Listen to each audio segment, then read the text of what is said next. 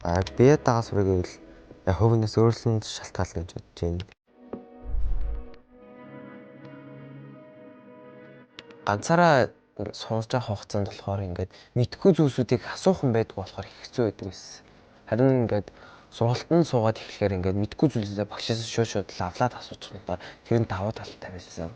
Дээрээс нь ингээд ганцаараа сурахаар уйтгартай байдаг штеп.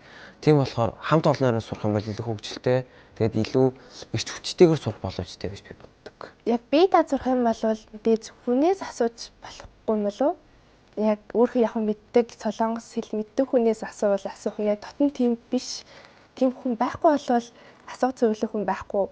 Сургалтанд сурах нь болохоор яг чиглэл өгөөд энэ бол сурах тамаагүй сайн бах. Бие дагаа сурах гэвэл хувинаас өөрлөнд шалтгаална гэж бодож байна. Яг юунаас эхэлнэ гэдгээ мэдчихвэл энэ тэгээд асуудалгүй бол.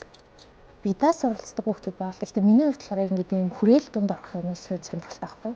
Тэгээд мэдээж багшийн удирдлагын дор сурж байгаа болохоор ингээд багштайгаа харилцан яриа үсгээд нэгнтэйгээ ангийнхаа хүмүүстэй бас ингээд мэдхгүй зүйлээ мэдээлэлээ солилцоод явж байгаа болохоор танхимын сургалт нь надад илүү таалагддаг гэх юм уу.